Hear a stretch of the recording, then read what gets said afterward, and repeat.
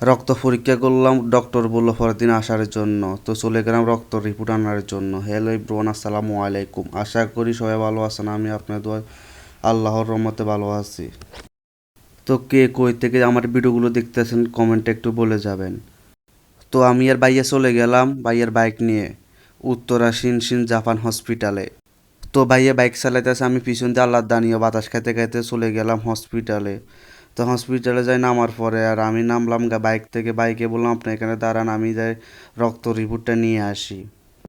তো আমি হাঁটতে হাঁটতে চলে গেলাম হসপিটালে। হসপিটালে যাওয়ার পরে আমি দোতলায় চলে গেলাম, যে জায়গায় রক্ত পরীক্ষা করলাম। তারা বললো আপনি এত রাত্রে আসছেন, এখন হসপিটালের ডক্টর নয়, আপনি নিচে কাউন্টারে যান। কাউন্টারে যাওয়ার পরে তারা আপনাকে রিপোর্টটার ব্যবস্থা করে দিবে। তো এখানে দাঁড়া থাকার পরে তারপর রক্তর রিপোর্ট আসলো। যাক আলহামদুলিল্লাহ, আমার রক্ত রিপোর্ট অনেক ভালো।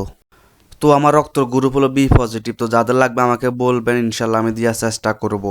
তো এখানে দেখলাম হসপিটালের বাইরে, তো এই জায়গা লেখা আছে জন্মগত ঠোঁট ও তালু কাটা রোগীদের সম্পূর্ণ বিনামূল্যে অপারেশন করা হয়। তো নিচে নাম্বার লেখা আছে, এই নাম্বারে যোগাযোগ করবেন ইনশাআল্লাহ। তো যাদের সমস্যা, এই সমস্যার সমাধান হয়ে যাবে।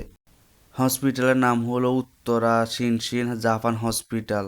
তো তাদের হসপিটালের শাখা কয়টা আছে টোটাল আমি জানি না। তো আমি আসার পরে তাদের হসপিটালের শাখা আরেকটা আমার চোখে পড়ছে, একটা হলো হাতের ডাইন পাশে, একটা হলো হাতের বাম পাশে। তো আজকের ভিডিও পর্যন্ত। তো সবাই ভালো থাকবেন, সুস্থ থাকবেন। আসসালামু আলাইকুম।